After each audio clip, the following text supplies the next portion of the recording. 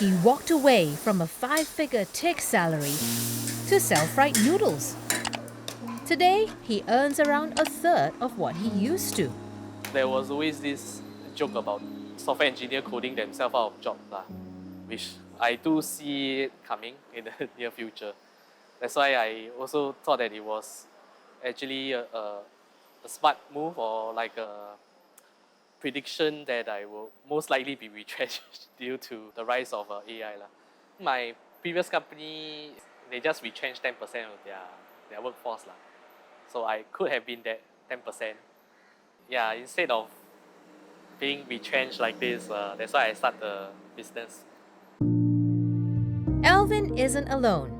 A MoneyMind survey found 3 in 10 young workers in Singapore say job loss is one of their biggest concerns about AI. But instead of waiting to see what would happen, Alvin left first. If I were to be kicked out by someone, how about I just be kicked out by myself?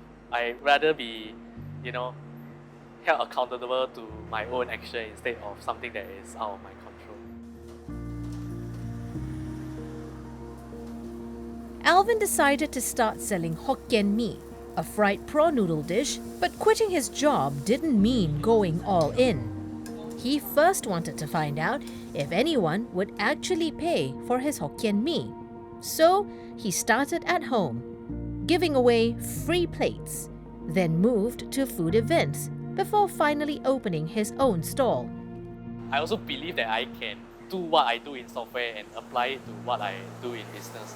You start to build it out incrementally through different iteration and stuff like that, which is a concept in building a software, where you start small and you slowly, build it into a proper product. You do not just jump right into it and say, guys, today I'm going to open up a cafe, and you sink in like over $1,000 in setting up the store. Testing the recipe was one thing, making money from it was another. Alvin's Hokkien mee sells for $6 or $8 a plate. Today, the stall brings in up to 19,000 Singapore dollars a month. But revenue isn't income. Nearly half goes to ingredients. Then comes rent, utilities, and manpower. By the time everything is paid, Alvin keeps around 20%, or roughly 3,000 to 4,000 Singapore dollars a month. He doesn't start paying himself until he's sold around 45 plates. Everything after that goes towards his income. The business is making money today, but getting here wasn't easy.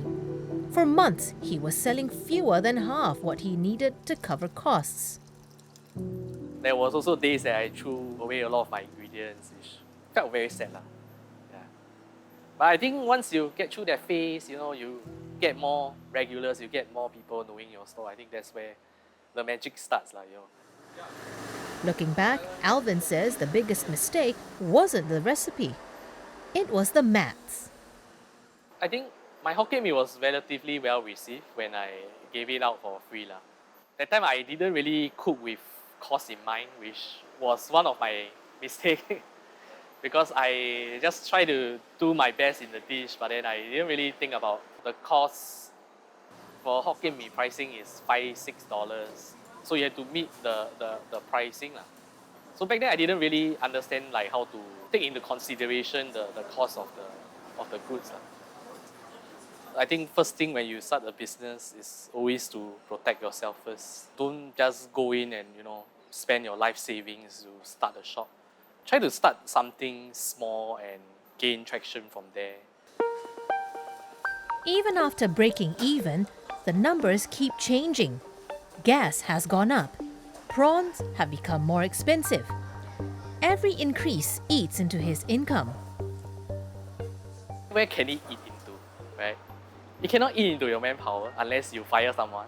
You cannot eat into your other things also. You can only eat into what you take home. So I was thinking according to that percentage and what is the minimum I need to survive. For myself, if my take home is 10%, I think I will have to increase price. For now, Alvin is absorbing those higher costs himself. But if his income falls much further, he might have to raise prices.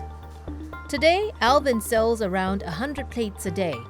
The business is profitable, but success brings a new financial decision.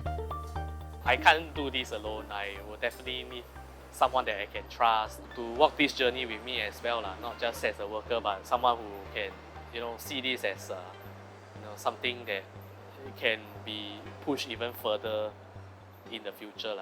I can afford to hire a part-timer, but a permanent worker maybe not there yet. Hiring another pair of hands could help the business grow, but it also means taking home less money, at least for now.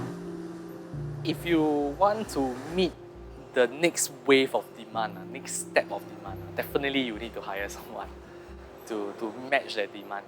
Even let's say, even if my business is growing, demand is growing, but if I'm unable to match with the demand, I will not earn that amount of money, and thus I will still stay at the same spot. Running your own business doesn't just change your income, it changes how you plan your finances too. Unlike salaried workers, business owners don't receive employer CPF contributions.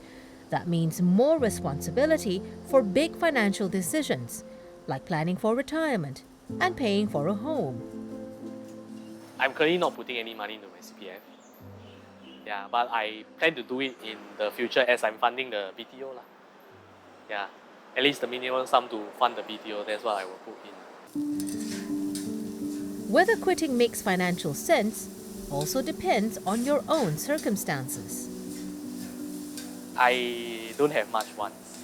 I just need to be able to, afford my meals, public transport. Of course, next year will be like the BTO, right? And then can afford to travel maybe once a year, that kind. I'm not planning to have kids, so that is, and I have a lot more financial freedom that way, and more flexibility. And of course, someone who come in, they have a family, they have kids to feed, then maybe it's not the right choice to jump into the F&B business. There are also trade-offs money can't measure. Family time, friends time, sleeping time also.